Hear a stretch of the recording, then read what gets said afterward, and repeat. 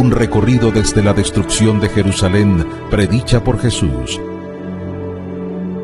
hasta la consumación final de la tierra y el establecimiento del reino eterno de Dios. Acompáñanos en esta serie de estudio del libro El conflicto de los siglos, con el pastor Moisés Prieto.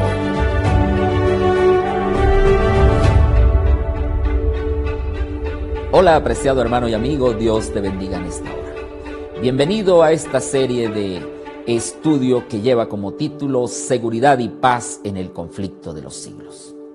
Hoy vamos a estar estudiando el capítulo número 2 del libro El conflicto de los siglos, que lleva como título La fe de los mártires. Cuando vamos a la Biblia, en el libro de Mateo capítulo 24, versículo 9, encontramos que Jesús predijo que las persecuciones, las tempestades, las aflicciones vendrían contra la iglesia de Dios hasta el fin de los tiempos. Y desde el inicio de la historia de la iglesia primitiva, encontramos que todo esto se cumplió.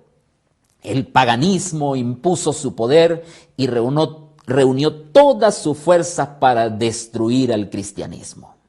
El fuego de la persecución se encendió y los cristianos fueron despojados de sus hogares, fueron enviados lejos, fueron perseguidos a toda costa, solo por mantenerse fiel a la palabra de Dios, a sus principios y por ser fieles a Dios.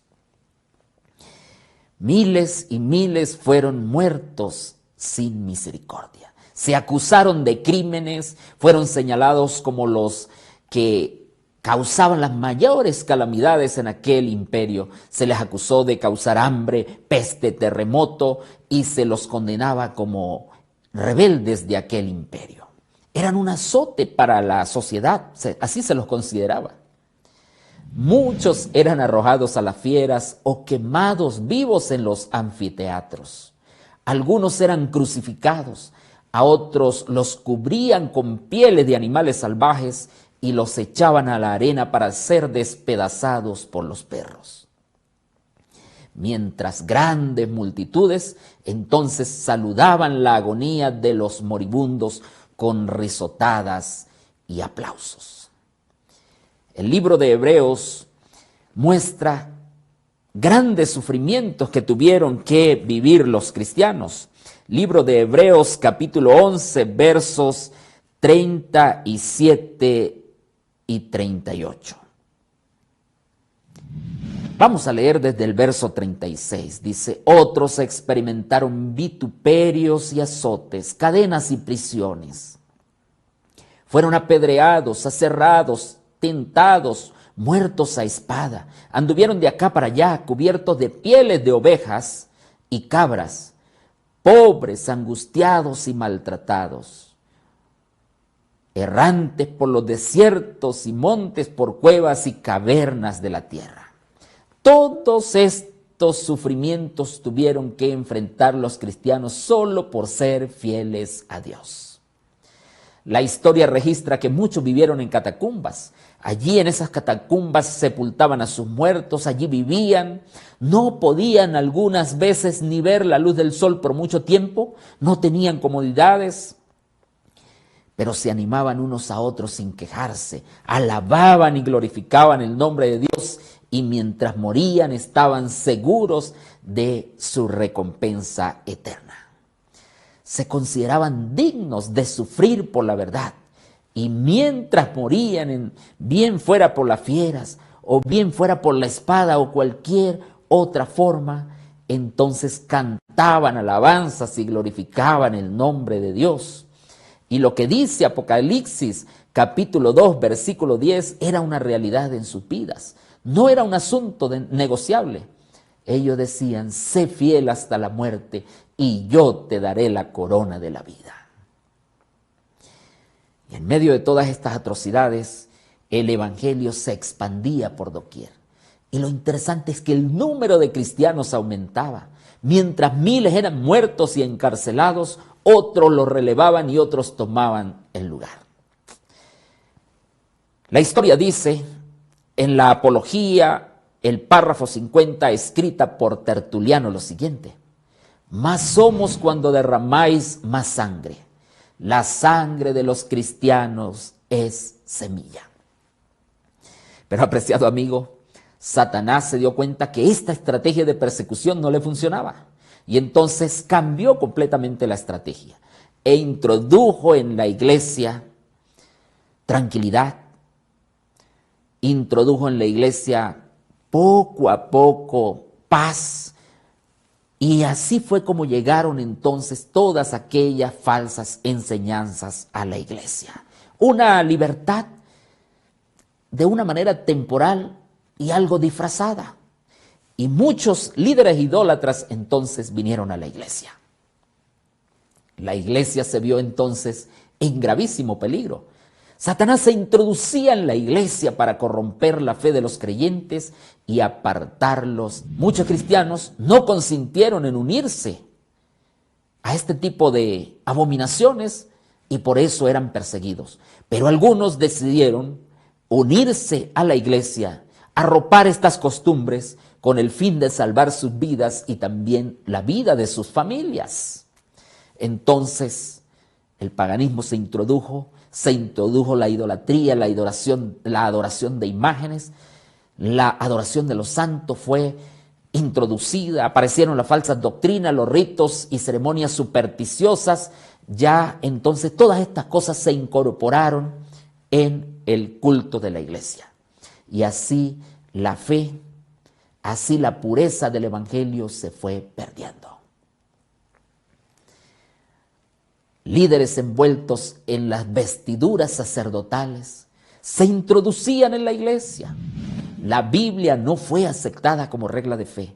A la doctrina de la libertad religiosa se la llamó herejía y sus sostenedores fueron aborrecidos y proscriptos. Poco a poco, apreciado amigo, el evangelio verdadero y las doctrinas puras de la iglesia se consideraron que ya no eran importantes. Y por eso algunos decidieron, para no sufrir dolor, tragedia, persecución, para proteger a sus familias, entonces aceptar todo este tipo de cosas que poco a poco se iban introduciendo en la iglesia. Pero sabes, eso no ocurrió solamente en el pasado. Hoy está sucediendo con mucha fuerza. Muchos de los que dicen llamarse cristianos siguen esta tendencia. No hablan de la totalidad del evangelio, tampoco hablan de doctrina, sino que se habla de una gracia, que en sí es una gracia barata para no sufrir persecución ni calamidades. Jesús advirtió que todas estas cosas iban a acontecer. Jesús advirtió que todas estas situaciones vendrían a la iglesia, que iba a venir la persecución por causa del evangelio. Eso está escrito en su santa palabra. Pero él también señaló que en medio de la tribulación Dios va a estar al control y su promesa de salvación es segura. Él dijo que es necesario que los fieles pasen por el horno de la aflicción para ser purificados. Pero también él dijo que esto era necesario para que con su conducta pura e intachable entonces pudieran dar testimonio y fe y los paganos y los idólatras pudieran observar su fidelidad. Apreciado hermano, ¿es necesaria la persecución para la iglesia? ¿La persecución trae avance para la obra de Dios?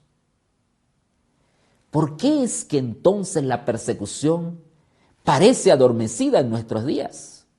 ¿Será importante esto para la iglesia? El único motivo es que la iglesia se ha conformado a las reglas del mundo y por lo tanto no despierta oposición.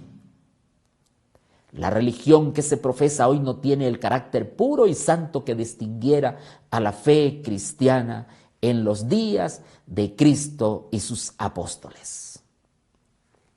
Apreciado amigo y hermano, creo que Dios nos ha hablado claramente a nuestras vidas a través de su santa palabra y a través del capítulo 2 del conflicto de los siglos.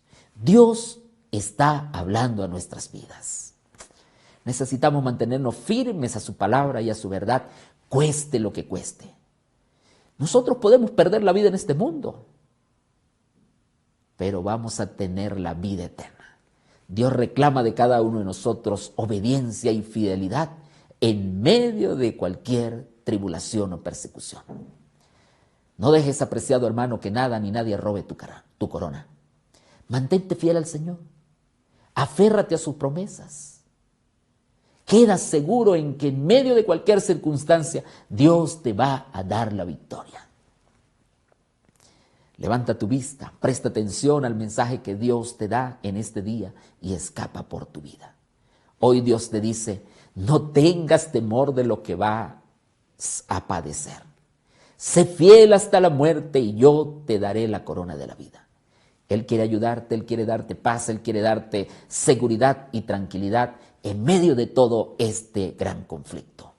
¿Qué vas a responder a Jesús en este día?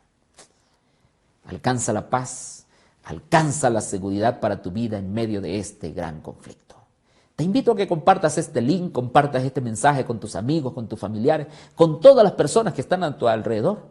Búscanos también en las redes sociales de la Unión Colombiana del Sur. Búscame también en mi canal de YouTube. Suscríbete, comparte este mensaje y hagamos grande este ministerio. Y si me estás escuchando a través de algún audio y quieres este mensaje de forma más completa por escrita, pues ve a mi canal Pastor Moisés Prieto, suscríbete y allí encontrarás entonces todo este material para que puedas seguir aprendiendo de la palabra de Dios. Vamos a orar. Maravilloso Dios, te alabamos en esta hora porque para siempre es tu misericordia. Gracias porque tus hijos, tus fieles a través de la historia, al mantenerse firmes, nos dan lecciones importantes para nuestro crecimiento espiritual. Permite, Señor, que en medio de las ocupaciones de la vida, en medio de tantas circunstancias que nos arropan, nosotros podamos levantarnos, tomar la verdad en alto, tu santa palabra, y compartirla también con otras personas. Gracias porque estás con nosotros. Bendice a mi amigo y a mi hermano que está escuchando y está observando este mensaje, que sea de bendición para su vida. Gracias porque nos amas. Lo agradecemos en Cristo Jesús, tu Hijo amado. Amén. Apreciado hermano y amigo, sigue confiando en las promesas de Dios. Busca una Biblia, léela, ten un encuentro con Dios y prepárate porque recuerda que Cristo viene pronto.